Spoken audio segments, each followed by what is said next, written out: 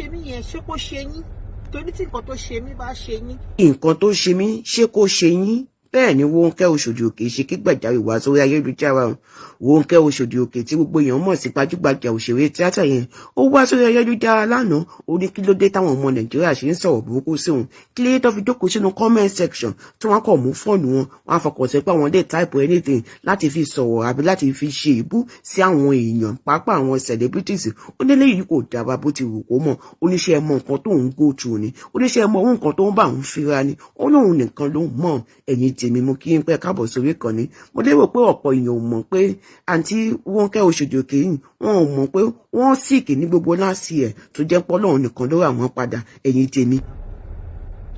And àwọn tó sọ pé speedy weight loss stop using speedy weight loss ẹ ti darúgbó cream yóò ṣiṣẹ́ I'm not going to buy cream from you again. I don't understand.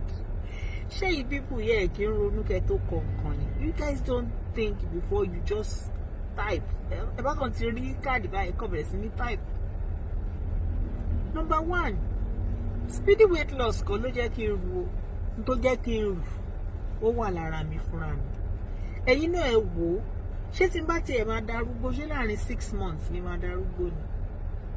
Tí cream ò bá tiẹ̀ ní ṣiṣẹ́ lára mi mọ́ ṣé láàrin 6 months ni cream ò ní ṣiṣẹ́ lára mi mọ́? Tí ẹni tí bá ti máa ṣe mí ṣé láàrin 6 months ni? Because if people don't think before you talk, ẹ kàn mú fún mi ẹ kàn bẹ̀rẹ̀ sí ní type blah blah blah blah blah blah because ẹ mọ nǹkan tí the other party go through, you don't know what I'm going through. Ṣé nǹkan tó ṣe mí yẹn ṣé kó ṣe yín torí tí nǹkan tó ṣe mí bá ṣe yín káwá wo bí skin wa ṣe jọ máa rí. N tó ṣe mí kó ṣe yín káwá wo bí skin àwọn méjèèjì ṣe máa rí ká bọ́ta káwá wo bí skin wa ṣe jọ máa rí. If I'm not using a very good cream, tí ìbálẹ̀ yìí pé mo ní skin tó dáa ni it should have been a different ball game.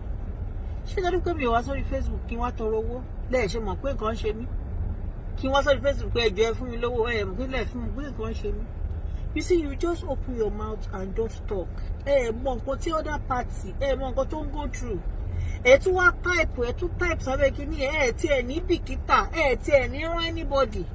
Ẹ ṣáà máa tọrọ dáríjì ẹ̀ṣẹ̀ lọ́wọ́ náà. Torí ẹlòmíì ti fi bó ṣe ń type yẹn ó ti fi pààyàn ọ̀pọ̀lọpọ̀ èèyàn unknowingly to that person. Àní gbogbo ẹ̀ náà dẹ̀ là ń rí gbogbo ẹ̀ là ń rí tẹ́lẹ̀ mi bá type kọ́ báyìí tí n bá lọ wo Facebook àbí tí n bá lọ wo Instagram page ẹ̀ màá kàn gbé ṣé lẹ́yìn náà ló bá mi sọ̀rọ̀ báyìí màá kàn dákẹ́ màá kàn mí ni màá kàn wò ṣe rí tí anybody ò bá ṣọ́ra ẹ̀ lọ́dún yìí ẹ̀wọ̀n kí mi ò kúkú ní followers tó pọ̀ màá ṣam blocking ni màá ṣam blocking if you don't like me if you don't like what I'm doing tó ẹ pọ̀rọ̀ burúkú lẹ́ máa sọ ẹ pọ̀ síwájú àwọn tó like mi àwọn tó nífẹ̀ẹ́ mi àwọn tó jẹ́ tèmi wọn á dúró ṣé nǹkan tí mo sọ ti yé yín tẹfí máa wá shit lórí page mi speedy weight loss kọ́ ló jẹ́ irú o speedy weight loss kọ́ ló jẹ́. ọ̀pọ̀lọpọ̀ ọmọ Nàìjíríà tí wọ́n mọ nǹkan tó ṣẹlẹ̀ sí àǹtí Ronke ní last year tó yẹn pọ́ lọ́hùn nínú ọlá ńlá nínú àánú ẹ̀ ló kó wọn yọ ẹ̀gbọ́n nǹkan tí àǹtí Ronke sọ ẹ ṣé. Ọlọ́run sí ò sọ mí lè kú. Ọlọ́run sí ò jẹ́ kí n kú sí mi ilẹ̀ ní kú. Bí mo ń kọ́ lọ́wọ́ dáàdì ẹ̀ ṣe gan ní sáà. Bí oṣù bíi mẹ́ta mẹ́rin ibà lápẹ́. Àwọn ọmọ kan tó wọn máa ń tọ́jú mi ilé wa tọ́jú mi. Ìgbà yóò gbọ́. Mo lọ sọ fíìsù kan níwájú ilé wa.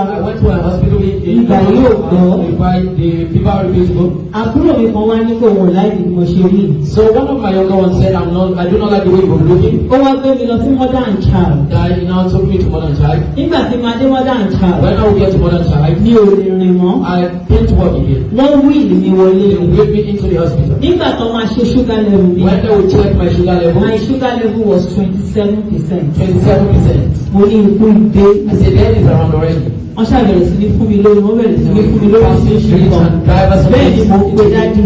And I'm calling on daddy. Bẹ́ẹ̀ ni mo ṣe ń pè wọ́n busy. As I'm calling him, he's so busy. Nígbà tó yá. When he got to his time. Lẹ́yìn bí ọjọ́ márùn-ún ní Mother and Child. For about 5 days I've spent in Mother and Child. Wọ́n ní tó ń ṣe ní. Say what is happening to me? Wípé agbára wọn ò ká mọ́. That their power, they are not capable of Wọ́n gbé mi something. lọ sí St. Nicholas. That they should take me to St. Nicholas. Mo ti gba omi bíi 30 something ní tó kúrò. 30 something trips before I left. Nígbà tí màá dé St. Nicholas. When I would get to St. Nicholas. 9 days ni mo lò ní St. Nicholas. Ọjọ́ mẹ́sàn-án there.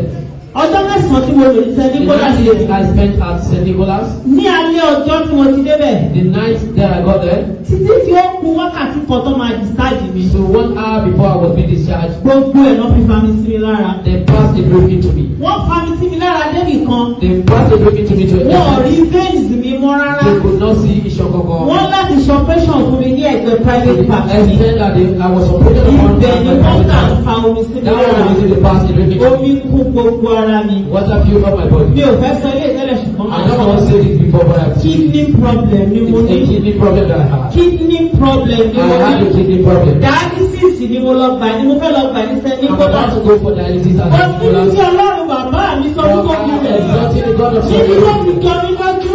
Yet I chose to fight. Nígbà tí dókítà yẹn wọlé. When the doctor came in, Ó ní madam you will not take this said, dialysis. Madam, nígbà dialysis. Ó ní madam you will not take this dialysis. Nígbà wo Tó wá dialysis. dúpẹ́ lọ́wọ́ Ọlọ́run sọ fún tóbi rẹ̀. Nígbà tí bí mo ṣe ń sọ̀rọ̀ mi ò gbà dání. Ó fẹ́ mi kí problem náà dé mi.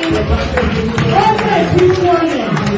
Bàbá wọ́n fúnra wọn ṣe kí lókan tó jọ mí The man lójú. of God did something that Wọ́n surprised wá me. sílé wa. He came to our house. Wọ́n ní pé àwọn fẹ́ gbé omi yẹn wá. He said he wants to come without water. Wọ́n ní dáàdì wo lè wá gbà sáà. I can come and collect. Wọ́n lọ́wọ́ ò ní káwọn fúnra So wọn kó God lè said wá. I should come. Bọ̀dá tún bẹ̀ wọ́n pé dáàdì ẹjọ́ tó fún mi lómi sí. I was begging him that I Omi need ni mo more wá water. débí I yìí. am here for Ṣùgbọ́n water. mi ò gbọ́dọ̀ ṣe kí n má dúpẹ́ I lọ́wọ́ was náà. not here for Olúwa water. kò dúpẹ́. God, I thank you. Hallelujah. èmi lérò pé pẹ̀lú gbogbo nǹkan tí àǹtí yìí sọ pé ọlọ́run ṣe nínú ayé òun ní láti ẹ̀ mọ̀ kí ọlọ́run wá yàn padà lọ́wọ́ kidney problem kọ́lọ́run dẹ̀ wò sàn. I think people should be celebrating the faithfulness of God with her, not in bullying her, dragging her, insulting her. Máa sọ pé why tó fi rù, why tó fi ń dúdú, why tó fi ń darúgbó. I don't understand. Ẹ̀yin tèmi àbí kílẹ̀ fíìmù ọlọ́run ṣàánú.